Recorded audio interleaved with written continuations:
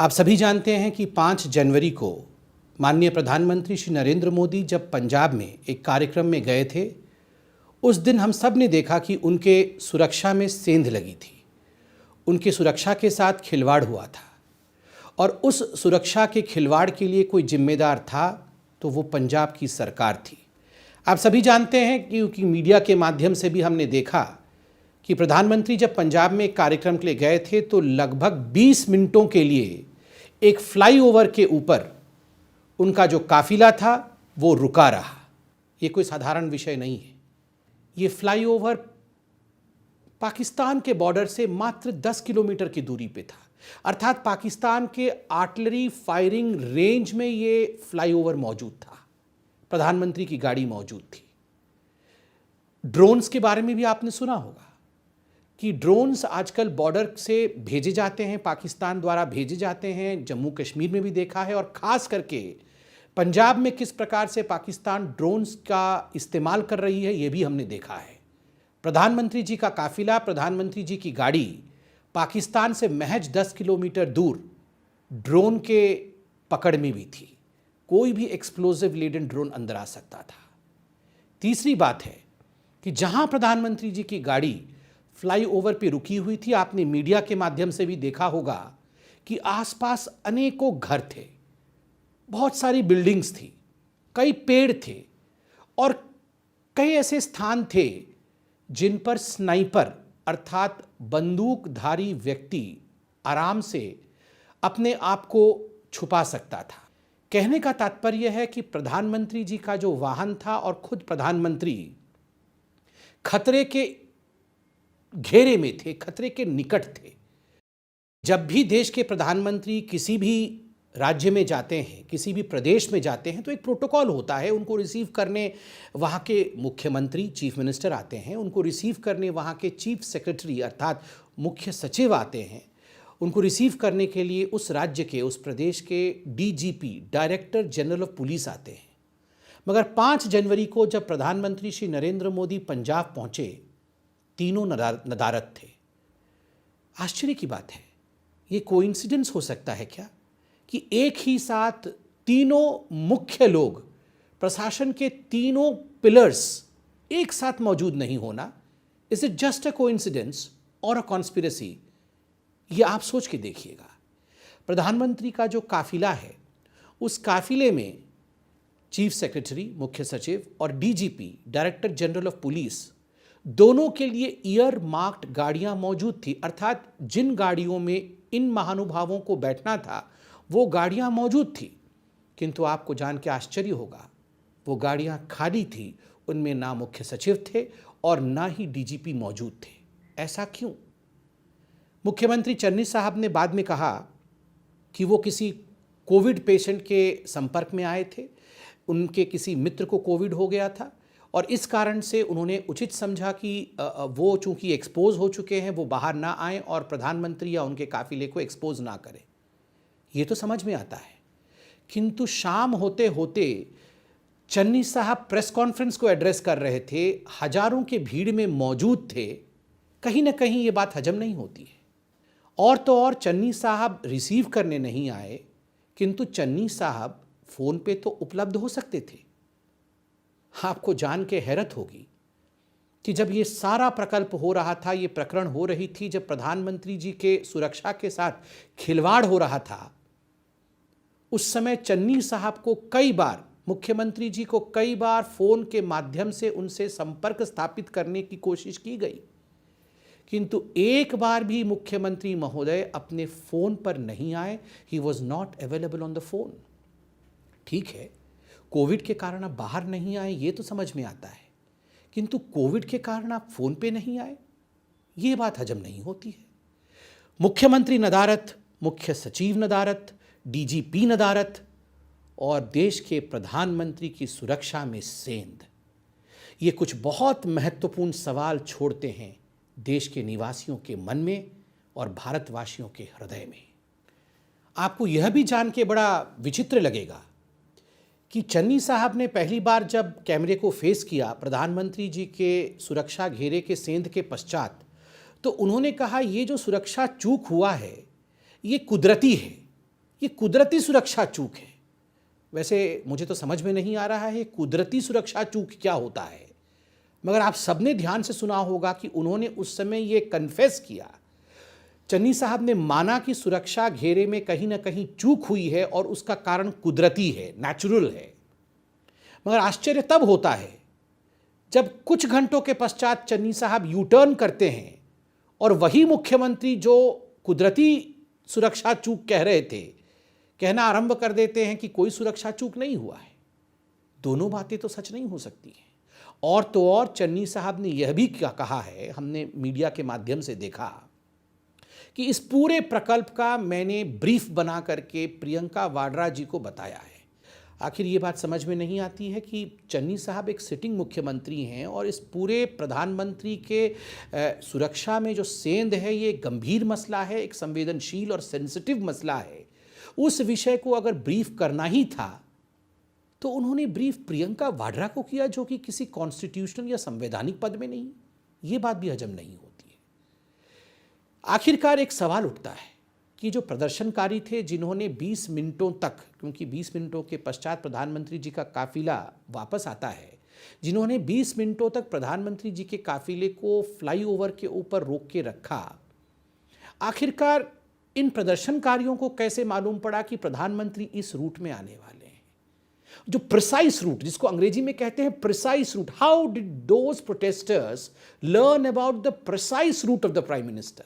सटीक राह, जिस रास्ते पे प्रधानमंत्री आने वाले होते हैं वो गुप्त रखा जाता है, वो किसी को बताया नहीं जाता है, इट इज नॉट डिस्क्लोज्ड। किंतु दुखद विषय है, आश्चर्यजनक विषय है, चिंताजनक विषय है। आप सोच के देखिए, प्रधानमंत्री सटीक रूप से किस समय किस सड़क पर चल रहे हैं ये प्रदर्शनकारियों को पहले से पता था, वह भी एक शॉर्ट टाइम पीरियड के अंदर, एक बहुत कम समय के अंदर ये खबर प्रदर्शनकारियों तक पहुंचती है और वो पूरी व्यवस्था के साथ सड़क पर उतर जाते हैं। ये कैसे हो सकता है? जबकि इस विषय में केवल डीजीपी को पता था, क्योंकि एसपीजी के डायरेक्टर और डीजीपी के बीच सघन चर्चा हुई थी फोन के माध्यम से और ये निर्णय लिया गया था कि सड़क रूट से अब प्रधानमंत्री को जाना पड़ेगा, क्योंकि वेदर अच्छी नहीं है, मौसम ठीक नहीं है, तो सड़क के रूट से प्रधानमंत्री जाएंगे। यह विषय और किस सड़क के रूट से जाएंगे ये केवल डीजीपी को पता था। उसके बाद ये प्रोटेस्टर्स कैसे जान गए कि प्रधानमंत्री किस रूट से जाने वाले हैं, ये भी समझने वाली बात है। दूसरा प्रश्न उठता है जो आज आम जनता पूछ रही है कि आखिरकार ये जो पंजाब पुलिस ये जिस सेंध के लिए जिम्मेदार थी, सुरक्षा चूक के लिए जिम्मेदार थी, क्या उसकी एक मिली भगत है, कॉनाइवेंस है, या फिर ये एक केयरलेसनेस या लापरवाही है? कॉनाइवेंस और केयरलेसनेस, लापरवाही या जिम्मेदारी, मिली भगत क्या है? ये तो आप भी जान सकते होंगे कि आखिरकार ये एक बहुत गंभीर मसला है और हमने भी टीवी के माध्यम से देखा कि ये जो पुलिस थी ये प्रदर्शनकारियों के साथ चाय पी रही थी। ये मीडिया ने भी दिखाया, लोगों ने वीडियो बना के डाला है। कोई भी पुलिस जो प्रधानमंत्री के सुरक्षा में तैनात हो वो प्रदर्शनकारियों के साथ चाय पी रही हो? ऐसा तो नहीं हो सकता है। प्रदर्शनकारियों के साथ बैठकर हंसी ठहाके लगाना, चाय पीना, ये विषय कुछ हजम नहीं हुआ।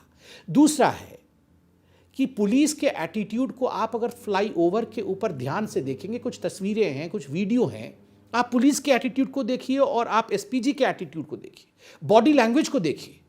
पुलिस बिल्कुल लचर रूप नजर आ रही है, लचर रूप से नजर आ रही है, बिल्कुल केयरलेस तरीके से मूव कर रही है। वो ना तो वहाँ जो जाम लगा हुआ है उसे हटाने की कोशिश कर रही है, ना उन गाड़ी वालों को हटने के लिए कह रही है जो प्रधानमंत्री के राह पे आए हुए हैं, ना ही उनको कोई दिशा का पता है, ना उनके पास कोई दिशा निर्देश है। और ऐसा लगता है जैसे वो कुछ करना नहीं चाहते हैं, अकर्मण्य बन के वो खड़े नजर आते हैं। और एसपीजी को देखिए, तैनात है, चुस्त है, दुरुस्त है, प्रधानमंत्री जी को चारों तरफ से वो घेर करके खड़ी है, क्योंकि प्रधानमंत्री जी के बॉडी प्रोटेक्शन के लिए और क्लोज प्रॉक्सिमिटी के प्रोटेक्शन के लिए अगर कोई जिम्मेदार है तो वो एसपीजी है। इसलिए एसपीजी के बॉडी लैंग्वेज और पुलिस के बॉडी लैंग्वेज में ये जो आकाश पाताल का फर्क है यह भी दिखता है। इसलिए सवाल उठता है कि आखिर ऐसे कैसे हो सकता है कि पुलिस बिल्कुल लचर हो, प्रदर्शनकारियों के साथ चाय पी रही हो, पहले से प्रदर्शनकारी वहां पहुंचे हुए हैं। तो सवाल कि मिलीभगत है पंजाब पुलिस और प्रशासन की, या ये पंजाब पुलिस और प्रशासन की लापरवाही है? इस सवाल का जवाब भी आज जनता ढूंढ रही है। चन्नी साहब का बार बार कहना, पहले तो वो कह रहे थे कि लैप्स हुआ है सिक्योरिटी में, उसके बाद जो यू टर्न हुआ कि किसी प्रकार से सिक्योरिटी लैप्स नहीं हुआ है, एक बात तो समझ में नहीं आता है। मुख्यमंत्री साहब, बड़े आदर के साथ हम पूछना चाहते हैं, अगर किसी प्रकार का सिक्योरिटी लैप्स नहीं हुआ, किसी प्रकार से कोई गलती नहीं हुई, तो आखिरकार जो एसएसपी फिरोजपुर के हैं उनको क्यों सस्पेंड किया गया, उनको क्यों निलंबित किया गया? एक प्रश्न सबके मन में उठ रहा है और ये हमें बहुत दुखी करता है, अंदर से कचोटता है। टीवी डिबेट्स में, प्रेस कॉन्फ्रेंसेस में कांग्रेस के जो बड़े नेता हैं और कांग्रेस के जो प्रवक्ता हैं, वो बार बार एक सवाल पूछ रहे हैं। जो हमारे पंजाब के प्रशासक हैं, पंजाब के सरकार के मंत्री हैं, वो भी ये सवाल पूछ रहे हैं कि आखिरकार प्रधानमंत्री का जो ये हेलीकॉप्टर है, वो तो ऑल वेदर हेलीकॉप्टर था, वो तो किसी भी वेदर में उड़ सकता है, तो प्रधानमंत्री जी ने रोड रूट क्यों चुना और वो हेलीकॉप्टर से क्यों नहीं आगे बढ़ गए कार्यक्रम स्थल की ओर?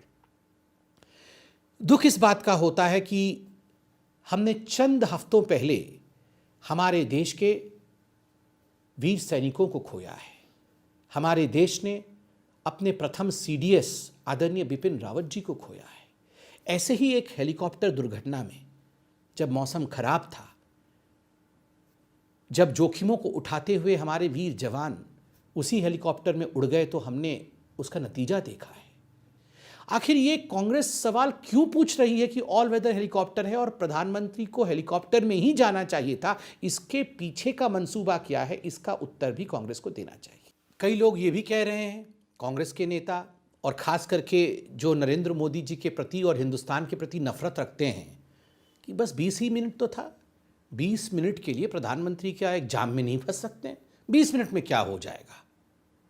2 मिनट, केवल 2 मिनट चाहिए होता है अनहोनी को घटित होने के लिए, किसी ड्रोन को आने के लिए, किसी आर्टिलरी को आने के लिए, किसी स्नाइपर के लिए 2 मिनट काफ़ी होता है। हिंदुस्तान ने अपने प्रधानमंत्रियों को खोया है, सुरक्षा चूक के कारण अपने प्रधानमंत्रियों को खोया है। ये एक बेफिक्री से, केयरलेसनेस से भरा हुआ सवाल है कि 20 मिनट में क्या हो जाएगा। एक और बात कही जाती है, कांग्रेस के नेता प्रवक्ता ये भी कह रहे हैं कुछ हुआ तो नहीं। मुख्यमंत्री तक ये कह रहे हैं किसी ने पत्थर तो नहीं मारा, किसी ने गोली तो नहीं चलाई, किसी ने बम तो नहीं फोड़ा, कुछ हुआ तो नहीं। अरे कुछ हो जाता तभी ये देश डिस्कशन करता क्या? ये महादेव की कृपा है, ये 135 करोड़ जनता का आशीर्वाद है कि 20 मिनटों तक सुरक्षा चूक के बावजूद प्रधानमंत्री बिना किसी खरोंच के वहां से निकल कर आ गए। इसका अर्थ ये नहीं है कि कुछ होने के पश्चात ही हम डिबेट और डिस्कशन करें। किस प्रकार से भविष्य में इस प्रकार की अनहोनी ना हो, इसलिए एक जिम्मेदार देश समय रहते इन सब विषयों पर चर्चा करता है। आज ऐसे ही नहीं हो रहा है। कई नेता जो भारतीय जनता पार्टी के नहीं हैं, कई पूर्व डीजीपी, बड़े पुलिस अधिकारी, कई प्रशासनिक अधिकारी जो बीजेपी से कोई वास्ता नहीं रखते, हमारे आइडियोलॉजी के नहीं है, उन लोगों ने राष्ट्रपति महोदय तक को चिट्ठी लिखा है। उन्हें तकलीफ होती है कि हिंदुस्तान जैसे बलिष्ठ देश, हिंदुस्तान जैसे डेमोक्रेटिक कंट्री में यदि प्रधानमंत्री की सुरक्षा में सेंध पड़ सकती है, तो एक आम जनता सुरक्षित कैसे रह सकता है? और तो और देश के सर्वोच्च न्यायालय सुप्रीम कोर्ट ने इस पूरे विषय को गंभीरता से सुना है, अब भी सुन रही है, गंभीरता से लिया है। और पंजाब सरकार ने जो दिखावे के लिए एक कमेटी का गठन किया था, उस कमेटी तक को रद्द कर दिया है सुप्रीम कोर्ट ने। सुप्रीम कोर्ट इस देश के प्रधानमंत्री की सुरक्षा को लेकर किस प्रकार की गंभीरता होनी चाहिए उसे समझ रही है। एक बात आज मैं पूछना चाहता हूं, कांग्रेस की जो ये एटीट्यूड है, हेट मोदी, मोदी से घृणा, मोदी जी से नफरत, आखिर क्यों? मोदी जी देश के प्रधानमंत्री हैं, उनके सुरक्षा के चूक को लेकर इस प्रकार की घिनौनी बातें करना, उनके प्रति इस प्रकार के नफरत को दर्शाना आखिर क्यों? मोदी जी ने क्या बिगाड़ा है? क्या बिगाड़ा है मोदी जी ने? मोदी जी ने देश में भ्रष्टाचार को समाप्त करने के लिए ना खाऊंगा ना खाने दूंगा, इससे देश का क्या बिगाड़ा है मोदी जी ने? मोदी जी ने परिवारवाद की राजनीति को समाप्त कर दिया, इससे क्या बिगड़ गया देश का? कुछ नहीं बिगड़ा देश का। मोदी जी ने कश्मीर में अनुच्छेद 370 को समाप्त करके कश्मीर को देश के मुख्य धारा से जोड़ने का काम किया है। महिलाओं को उनका अधिकार दिलाया, दलितों को उनका अधिकार दिलाया। क्या उसके कारण आप मोदी जी से नफरत करेंगे? मोदी जी ने अयोध्या में और काशी में हमारी आस्था को संवैधानिक रूप से स्थापित किया है। राम मंदिर के लिए 500 वर्षों से हम लड़ रहे थे, आज संवैधानिक रूप से कोर्ट के माध्यम से न्यायपूर्ण तरीके से भव्य राम मंदिर का निर्माण हो रहा है। इस कारण आप मोदी जी से नफरत करेंगे और उनके सुरक्षा में चूक करेंगे। मोदी जी से आप इसलिए नफरत करेंगे क्योंकि मोदी जी गरीबों के लिए काम कर रहे हैं। कुछ 5-6 ऐसे महत्वपूर्ण मिथ्स, जिसको अंग्रेजी में मिथ्स कहते हैं, जो झूठ और अपवाद फैलाने की कोशिश हो रही है इस पूरे प्रकरण को लेकर, उन्हें भी तोड़ना आवश्यक है। मैं उन मिथ्स के बारे में भी बात करूंगा और उन अपवादों को भी अभी ध्वस्त करूंगा। अपवाद नंबर 1, मिथ नंबर 1। जो मिथ नंबर 1 है वो है पंजाब सरकार और पुलिस को रोड रूट के विषय में पहले से सूचना नहीं थी। उनको प्रधानमंत्री रोड रूट से जाएंगे ये पता नहीं था और इस कारण से ये चूक हुई। गलत, बिल्कुल गलत है। ASL, जिसका अर्थ है एडवांस्ड सिक्योरिटी लायजन, 1 और 2 जनवरी को, 1 और 2 जनवरी को जो पंजाब की प्रशासन है और जो SPG है, दोनों ने मिलकर ASL किया था, अर्थात एडवांस्ड सिक्योरिटी लाइजन करके रोड रूट के कंटिंजेंसी प्लान के विषय में डिस्कस कर लिया था कि अगर मौसम खराब रहेगा, प्रधानमंत्री को रोड रूट से जाना होगा, तो किस रोड रूट से जाएंगे, किस प्रकार जाएंगे और वहां किस प्रकार सुरक्षा की व्यवस्था करनी है। ये सब कुछ पहले से डिस्कस हो चुका था पंजाब के प्रशासन के साथ, पंजाब के पुलिस के साथ। और तो और इस पूरे ASL को लेकर 4 जनवरी को, अर्थात प्रधानमंत्री जी के आने से ठीक 1 दिन पहले, रोड रिहर्सल तक हो चुका था। अर्थात भटिंडा से लेकर फिरोजपुर तक का सफर, जो जिस रोड रूट में प्रधानमंत्री जा रहे थे, उसका पूरा रिहर्सल पंजाब पुलिस ने किया था। SPG भी मौजूद थी। रिहर्सल होने के बावजूद ये कहना कि हमारे लिए तो ये आश्चर्य का विषय था, रोड रूट के विषय में पता ही नहीं था, इस कारण ये चूक हुआ, कहीं ना कहीं झूठ बोला जा रहा है।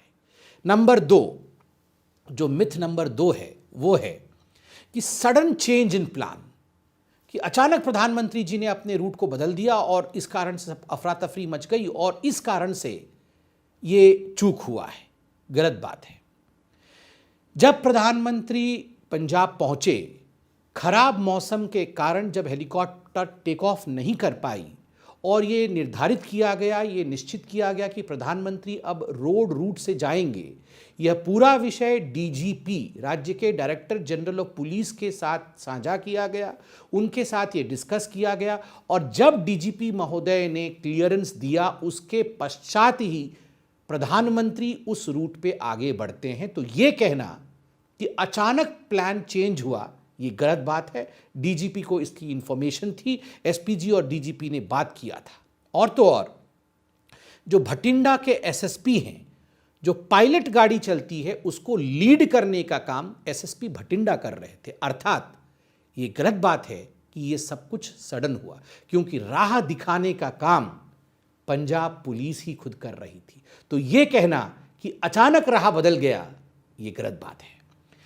तीसरा मिथ जो झूठ फैलाया जा रहा है कि जो पंजाब की पुलिस थी, जो पंजाब की प्रशासन थी, वो प्रधानमंत्री के ऊपर किस प्रकार के असुरक्षा के भाव थे, किस प्रकार के सिक्योरिटी थ्रेट्स थे, उससे वो अवगत नहीं थी।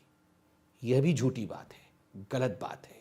क्योंकि जो इंटरनल कम्युनिकेशंस है पंजाब पुलिस की, अगर आप उन इंटरनल कम्युनिकेशंस को देखेंगे तो आप पाएंगे कि पंजाब पुलिस ने आपस में बातचीत की है कि प्रधानमंत्री के ऊपर खतरा हो सकता है, इसलिए ट्रैफिक डाइवर्शन प्लान वो भी पंजाब पुलिस ने तैयार किया था।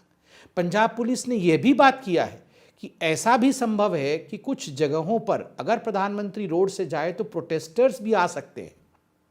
तो किस प्रकार से वैसे सिचुएशन को डील करना है, उस पर भी इंटरनल कम्युनिकेशन पे पंजाब पुलिस ने बात किया हुआ है।